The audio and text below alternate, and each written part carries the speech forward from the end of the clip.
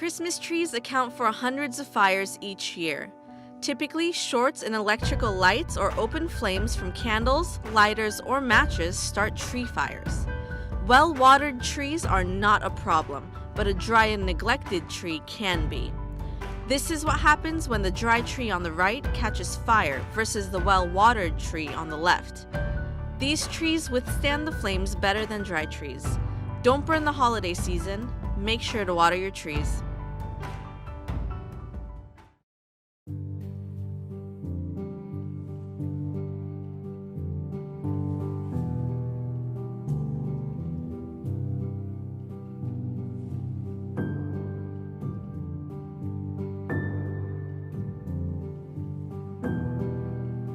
Hi, my name is David Allen and I'm a firefighter. We want to wish each and every one of you a happy holidays and a safe holidays.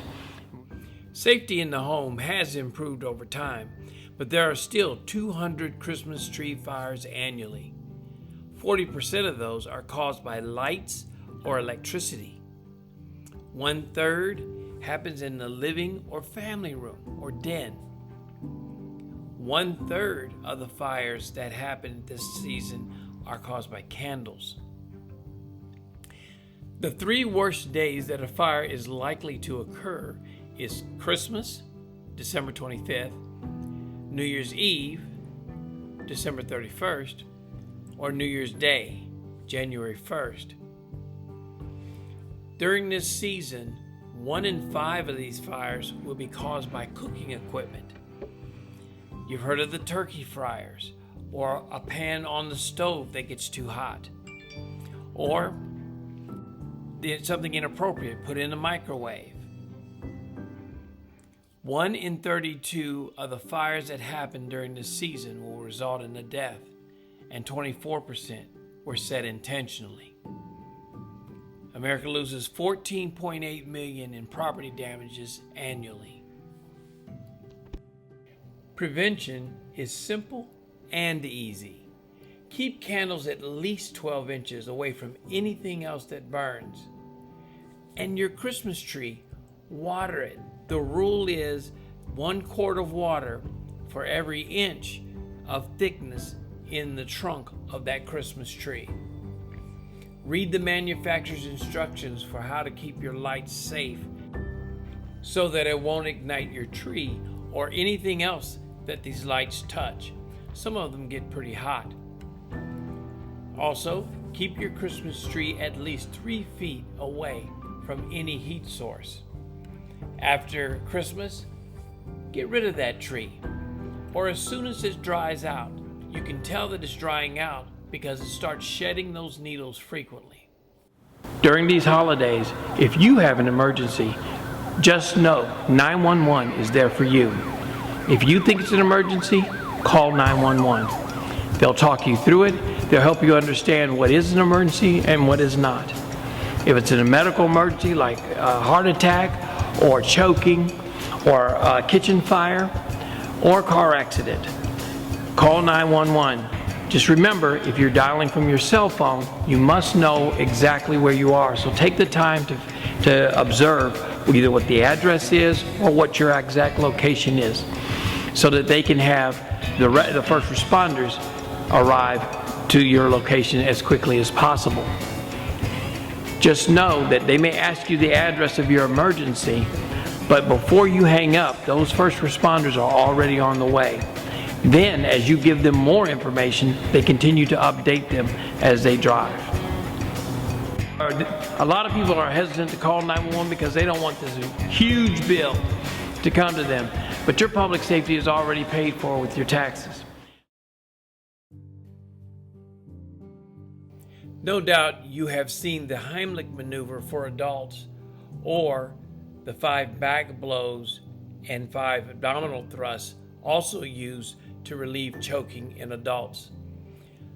Today, though, we're going to talk about infants and toddlers and some precautions that one can take to prevent them from choking, as well as relieve them if choking should occur. We are talking about choking prevention, recognition and response.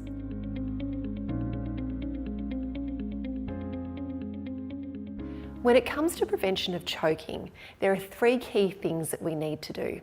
First of all, we need to be aware of different objects around our house that we need to keep out of reach of children. And here are some common objects that I've actually collected from around my own home.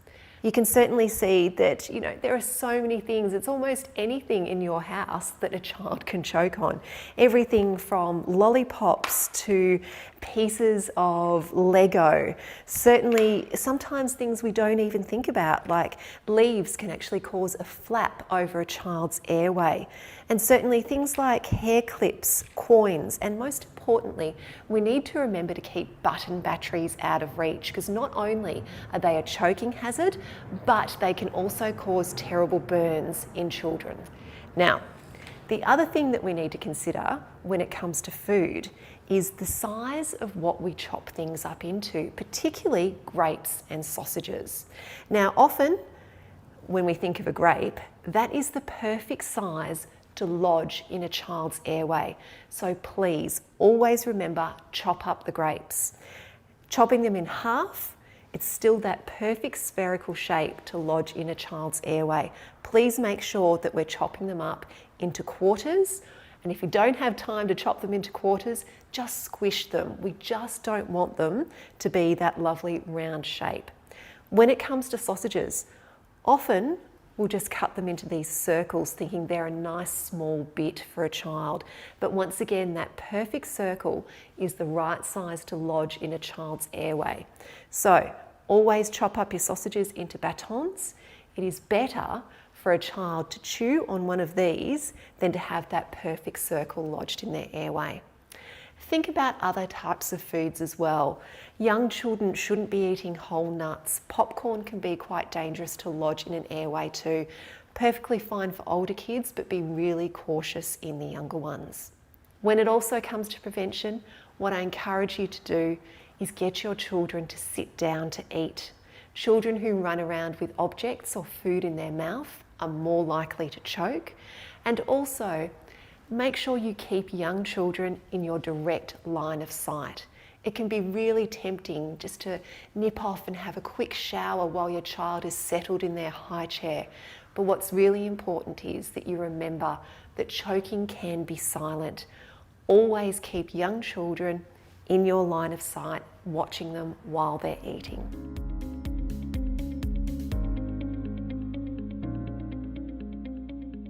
When it comes to recognising choking in children, it's really important to understand that choking is different to gagging. Gagging is a completely normal response. You may notice when you introduce solids to your child that, the first little while when you're doing that, you'll pop a spoonful of food in their mouth and they will gag, they will vomit that food up. They'll then pick it up again and start eating it again, and it's disgusting, but it's completely normal. So remember, your child, when they gag, they may get a little bit red in the face, they may have watery eyes, they may cough, they may vomit that piece of food up, but they're not distressed and they're able to clear it themselves. Choking is different. Choking is when something is lodged in their airway or esophagus. They are in distress and we need to help them.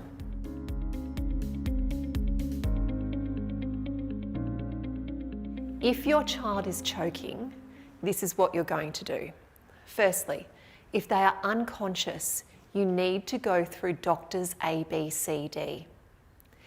If your child has what we call a strong, effective cough, that is, they're able to take a big breath in and a big cough out, then what you're going to do is encourage them to keep coughing. Now, you may be tempted to go and stick your fingers in your child's mouth and try and dig out whatever is in there. Please be cautious, because if you do this, you may push that object further down. If the object is at the front of the mouth and you can easily remove it, please do so. Otherwise, leave it there. If their cough is strong and effective, simply encourage them to keep coughing and watch them closely. If your child has an ineffective cough or they're silent, so they are or that's not a strong lungful of air in or out, then we need to intervene. We're going to take the baby out of the high chair or whatever it is that they're in. We're going to lay them down across our laps. Hold them so that you're not going to drop them. Ideally, we want their bottom higher than their head. And we're going to give back blows and chest thrusts. A back blow is not a whack on the back. Using the heel of your hand between their shoulder blades, it is a firm blow to expel the air out of their lungs to try and pop that object out. We can give up to 5 back blows followed by up to 5 chest thrusts. So, 1, 2, 3, 4, 5. Checking after each blow to see if the object has come out. If the object comes out after the first one, you don't need to give all 5. If the object has not come out, turn your child over. Once again, bottom higher than their head and holding them firmly. We're going to give chest thrusts. 2 fingers for a small baby, heel of your hand for a bigger baby or child. On the centre of their chest, over the hard breastbone. This is not on their tummy. We are not doing the Heimlich manoeuvre in children. We're going to give up to 5 chest thrusts. 1, 2, 3, 4, 5. If that hasn't worked, turn them back over. Go back into your back blows again and continue. 5, 5, 5, 5, until either the object comes out or they become unconscious, where you're going through doctors A, B, C, D. If after the first 5 back blows that the object has not come out, it is important that you call for an ambulance immediately. I want to conclude with one more device that's fairly new on the market called the LifeVac. It seems to be getting great reviews for effectiveness, and it's worth you taking a look at. Now a scary moment at a restaurant as a 10-month-old baby starts choking on a piece of pancake, and practically all of the other diners rush to try to help. But when the Heimlich maneuver didn't work, a simple device that you may not have heard of saved the day. It's a family crisis that's unfolding in real time. A mother is patting her 10-month-old baby boy on the back after he starts choking on a piece of pancake. We kind of hit him on the back, thought, okay, he's got this, he's gonna get it down. But the little guy's parents, John and Jane Kohler, quickly realize this is serious. He was turning blue, and it happened really fast. You can see on the video where I turn him over, and at that point, he looked really bad. Like, I thought, okay, this is not good, and that's when I yelled for help. You can see the look of horror on the people around them as mom and dad start delivering back blows. Hitting him hard, and nothing was working. At that point, Gabriel is unconscious. Eyes rolled back. Eyes rolled back in his head, completely limp, blue from head to toe. I thought that he was gonna die. Panic erupts.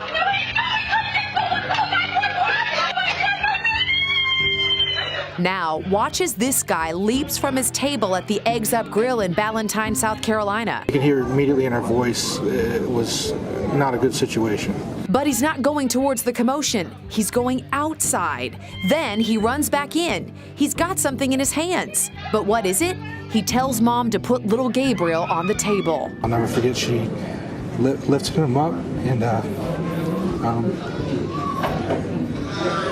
trusted me to like a last hope. Major Hillard had a device in his car called a LifeVac, which he suctioned to little Gabriel's mouth. You can hear mom's panicked plea. Strangers console the distraught mother. After several plunges of the device, a miracle. As soon as I did that last pull, his eyes popped open and he started gasping for air. Mom and dad embrace in relief. Good to see you, brother. We were there as John, Jane, and little Gabriel reunited with the Good Samaritan. I remember hugging him and almost just like breaking down because he's a man who saved my child's life. So, what is LifeVac? It's a portable airway clearing device. Arthur Lee, the founder and CEO of LifeVac, put a piece of pancake in a dummy's mouth to show how it works. As simple as place, push, pull. Just like it did with little Gabriel. That gentleman had the device in his car for almost 5 years, and he had never needed it before. We should point out that the makers of LifeVac say even with their product, they do encourage everyone to learn the Heimlich maneuver and CPR.